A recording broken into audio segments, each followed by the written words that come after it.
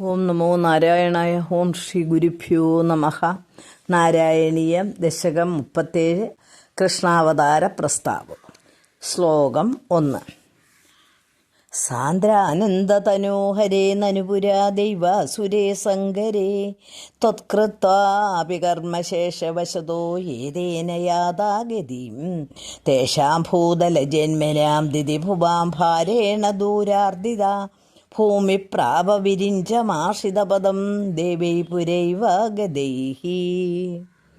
പദം: സാന്ദ്ര ആനന്ദ തനു ഹരേ നനു പുരാ ദൈവ അസുരേ സങ്കരേ ത്വത്കൃത്ത അഭി കർമ്മശേഷവശതഃ യേ തേ ന യാതാ ഗതിം തേഷാം ഭൂതലജന്മനാം ദിതി ഭുവാം ഭാരേണ ദൂര അർദിത ഭൂമിപ്രാപ വിരിഞ്ചം ആശ്രിത പദം ദേവൈ പുരാ ഏവ ആഗതൈ ഹി. അർത്ഥം: ഭൂമി ദുർജനഭാരം കൊണ്ട് പീഡിതയായിട്ട് സങ്കടമുണർത്തിക്കുവാനായി ബ്രഹ്മാവിനെ സമീപിക്കുന്നു.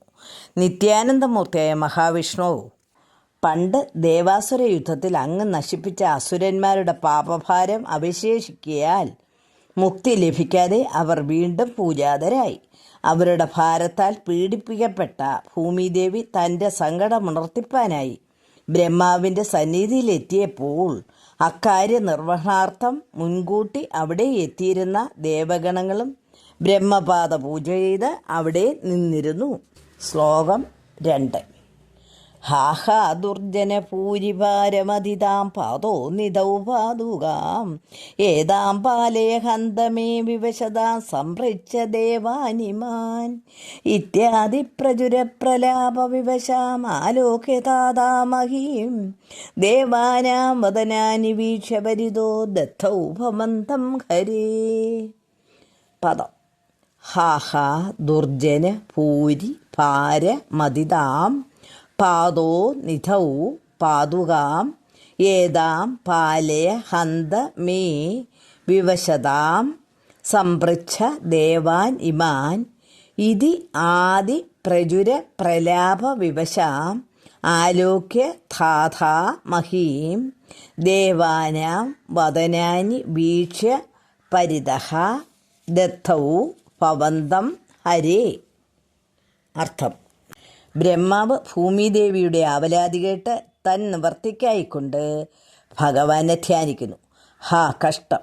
ദുഷ്ടന്മാരുടെ അതിയായ ഭാരം മൂലം മഥിതയും പരവശയുമായി സമുദ്രപതനത്തിനൊരുങ്ങുന്ന എന്നെ രക്ഷിക്കണേ. ഞാൻ അനുഭവിച്ചുകൊണ്ടിരിക്കുന്ന വ്യതകളെപ്പറ്റി ഇവിടെ കൂടിയിരിക്കുന്ന ദേവന്മാരോട് തന്നെ ചോദിച്ചറിയുക. ഇപ്രകാരം ശോകഭാരത്താൽ രോദനം ചെയ്തുകൊണ്ടിരിക്കുന്ന ഭൂമിദേവിയെ കാണുകയും നാലുപാടും നിന്നിരുന്ന ദേവന്മാരുടെ മുഖങ്ങളിലേക്ക് നോക്കുകയും ചെയ്ത ബ്രഹ്മാവ് അല്ലയോ ഹരി അങ്ങേ ധ്യാനിച്ചു. ശ്ലോകം 3. ഊജേ ചാമ്പുജപൂരമമൂൻ ഐസുരാ സത്യം ധരിത്ര്യാ വചോ നന്വസ്യാ ഭവതാം ച രക്ഷണവിദൗ ദക്ഷോ ഹി ലക്ഷ്മീവതിഹി സർവേ സർവപുരസ്സരാ വയമിതോ ഗത്വാ ഭയോ വാരിധീം നത്വാദം സ്തുമഹേ ജവാതിഥിയയൂ സാകം തവാകേതനം. പദം: ഊജേ ച അംബുജഭൂ അമൂൻ ഐസുരാ സത്യം ധരിത്ര്യാ വച നനു അസ്യ ഭവതാം ച രക്ഷണ വിധൗ ദക്ഷ ഹി ലക്ഷ്മീപതി സർവേ സർവപുരസരാ വയം ഇത ഗത്വാ പയോ വാരിധീം നത്വാ തം സ്തുമഹേ ജവാത് ഇതി യയു സാകം തവ ആകേതനം. അർത്ഥം: ഭക്തന്മാരുടെ സങ്കടങ്ങളെ ഒഴിവാക്കുവാൻ ഭഗവാനെ കൊണ്ട് മാത്രമേ കഴിയുകയുള്ളൂ എന്ന് നിശ്ചയിച്ച് ബ്രഹ്മാവ് ദേവാദികളോടുകൂടി പാലാഴിയുടെ തീരത്തിലേക്ക് പോയി. കുറേ നേരത്തെ ധ്യാനത്തിന് ശേഷം ബ്രഹ്മാവ് പറഞ്ഞു: ദേവന്മാരെ, ഭൂമിദേവിയുടെ വാക്കുകൾ സത്യമാണ്. എന്നാൽ പാലാഴിവാസിയായ രമാകാന്തന് മാത്രമേ ഇവളെയും നിങ്ങളെയും രക്ഷിക്കുവാൻ കഴിയുകയുള്ളൂ. ശ്രീ പരമേശ്വരനെ മുൻ നടത്തിച്ച് നാം അവിടെ ചെന്ന് കൃപാനിധിയായ ഭഗവാനെ നമസ്കരിച്ച് സ്തുതിക്കുകയാണ് വേണ്ടത്. എന്നിങ്ങനെ പറഞ്ഞ് ബ്രഹ്മാവ് എല്ലാവരെയും കൂട്ടിക്കൊണ്ട് പാലാഴി തീരത്തിലേക്ക് പുറപ്പെട്ടു. ശ്ലോകം 4.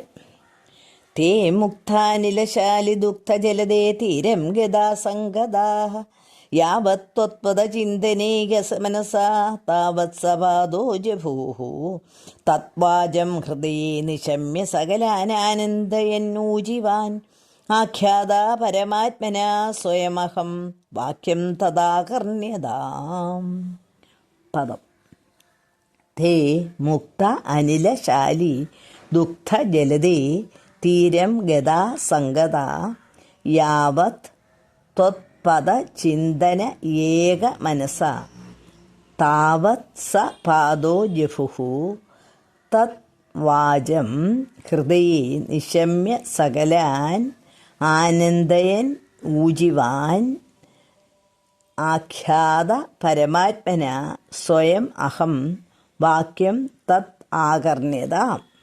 അർത്ഥം. ഭഗവത്ധ്യാനത്തിൽ നിമഗ്നനായ ബ്രഹ്മാവിൻ്റെ ഹൃദയത്തിൽ ഭഗവാന്റെ അരുളപ്പാടുകൾ തെളിഞ്ഞു കേട്ടു.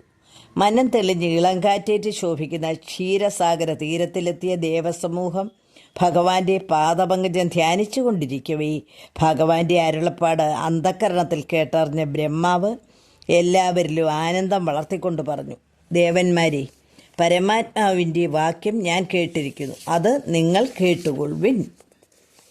ശ്ലോകം 5. ജാനേ ദീനദശാമഹം ദിവിഷതാം ഭൂമേ ച ഭൂമൈർനൃപൈ തക്ഷേപായ ഭവാമി യാദവകുലേ സോഹം സമഗ്രാത്മനാ ദേവാ വൃഷ്ണികുലേ ഭവന്തു കലയാ ദേവാംഗനാച്ഛാവനൗ മത്സേവാർത്ഥമിതി ത്വദീയവചനം ഭാതോജഭൂരുചിവാൻ. പദം. ജാനേ ദീനദശാം അഹം ദിവിഷതാം ഭൂമേ ച ഭീമൈ നൃപൈ തത്സേവായ ഭവാമി യാദവ കുലീ സ അഹം സമഗ്ര ആത്മന ദേവ വൃഷ്ണികുലേ ഭവന്തു കലയാ ദേവ അംഗന ച അവനൗ മത്സേവ അർത്ഥം ഇതി ത്വദീയ വചനം പാദോജഭൂ ഊജിവാൻ. അർത്ഥം. ബ്രഹ്മാവ് ഹൃദയത്തിൽ ശ്രവിച്ച ഭഗവാന്റെ അരുളപ്പാടെന്തെന്ന് ദേവന്മാരെ അറിയിക്കുന്നു. ദുഷ്ടന്മാരായ രാജാക്കന്മാരുടെ പാതകങ്ങൾ മൂലം ഭൂമിദേവിക്കും ദേവന്മാർക്കും നേരിട്ടിരിക്കുന്ന ദീനദശ ഞാൻ നന്നായി ഗ്രഹിച്ചിരിക്കുന്നു. അവരെ നിഗ്രഹിക്കുന്നതിനായി ഞാൻ യാദവവംശത്തിൽ പൂർണ്ണ കലയോടുകൂടി ജനിക്കുന്നുണ്ട്. ദേവന്മാരും ദേവസ്ത്രീകളും എന്നെ സേവിക്കാനായി സ്വാംശങ്ങൾ കൊണ്ട് ആ വംശത്തിൽ തന്നെ ജനിക്കണം. ഇപ്രകാരമുള്ള അങ്ങയുടെ കൽപ്പന ബ്രഹ്മാവ് ദേവന്മാരെ അറിയിച്ചു. സർവത്ര ഗോവിന്ദ നാമസങ്കീർത്തനം. ഗോവിന്ദ ഗോവിന്ദ. ഹരി ഓം തത്സത്.